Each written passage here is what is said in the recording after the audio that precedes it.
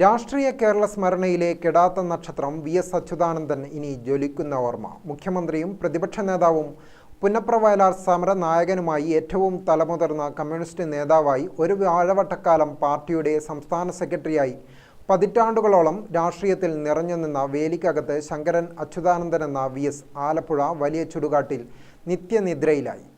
ഇനി ഓർമ്മകളിലെ ചെന്താരകമാണ് വി.എസ്. പോരാട്ടങ്ങൾ രാഗിമിനുക്കിയ ജ്വലിക്കുന്ന ജീവിതത്തിന് തിരശ്ശീല വീണത് 101 വയസ്സിൽ. അദ്ദേഹം ജനഹൃദയങ്ങൾ എന്തായിരുന്നെന്ന് വിളിച്ചോതുന്ന കാഴ്ചകളായിരുന്നു തലസ്ഥാനത്ത് നിന്ന് ആലപ്പുഴയിലെ വേലിക്കകത്ത് വീട്ടിലേക്കുള്ള ആ വിലാപയാത്രയിൽ കണ്ടത്. സൂചി കുത്താൻ ഇടയില്ലാത്ത വിധം രാവും മഴയും വകവെക്കാതെ ഒരു നോക്ക് കാണാൻ വഴിയോരങ്ങളിൽ കാത്തുനിന്നത് ജനലക്ഷങ്ങളായിരുന്നു. ചെറിയ കുഞ്ഞുങ്ങൾ മുതൽ പ്രായമായവർ വരെ അക്കൂട്ടത്തിലുണ്ടായിരുന്നു. തൊണ്ട പൊട്ടുന്ന മുദ്രാവാക്യങ്ങൾ നെഞ്ചിൽ നിന്നുതിർന്നു വന്നവയായിരുന്നു. കണ്ണേ കരളെ വി.എസ്.എ എന്ന അദ്ദേഹം ജീവിച്ചിരിക്കുമ്പോൾ തന്നെ മുഴങ്ങിയ മുദ്രാവാക്യം അന്ത്യയാത്രയിലും മുഴങ്ങിക്കേട്ടു പൂർവാധികം ആർജവത്തോടെ. മുഖ്യമന്ത്രിയായി സ്ഥാനമൊഴിഞ്ഞ ശേഷം വാർദ്ധക്യ സഹജമായ അവശതകളുമായി വിശ്രമജീവിതം നയിച്ചു വരികയായിരുന്ന വി.എസിന്റെ ആരോഗ്യസ്ഥിതി മോശമായതിനെ തുടർന്ന് ജൂൺ 23-നാണ് തിരുവനന്തപുരം FCUT ആശുപത്രിയിൽ പ്രവേശിപ്പിച്ചത്. തിങ്കളാഴ്ച ഉച്ചകഴിഞ്ഞ് 3:20 അന്ത്യം.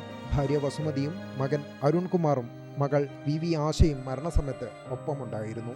CPMന്റെ രൂപീകരണത്തിൽ പങ്കാളിയായവരിൽ ജീവനോടെ ഉണ്ടായിരുന്നവരിൽ അവസാന കണ്ണിയായിരുന്നു വി.എസ്. 2006 മുതൽ 2011 വരെ മുഖ്യമന്ത്രിയായിരുന്ന വി.എസ്. 3 തവണയായി 15 വർഷം പ്രതിപക്ഷ നേതാവായിരുന്നു. 7 തവണ നിയമസഭയിലേക്ക് തിരഞ്ഞെടുക്കപ്പെട്ടു. 1985 മുതൽ 2009 വരെ പാർട്ടിയുടെ പോളിറ്റ് ബ്യൂറോ അംഗമായിരുന്നു. 1980 മുതൽ 92 വരെ CPM സംസ്ഥാന സെക്രട്ടറിയായിരുന്നു. സ്ഥാനമൊഴിഞ്ഞ ശേഷം 2016 മുതൽ 21 വരെ ഭരണപരിഷ്കാര കമ്മീഷൻ ചെയർമാനായിരുന്നു. ആലപ്പുഴ ജില്ലയിലെ പുന്നപ്രയിൽ 1923 ഒക്ടോബർ 20-നാണ് ശങ്കരൻ്റെയും അക്കമ്മയുടെയും മകനായി ജനനം.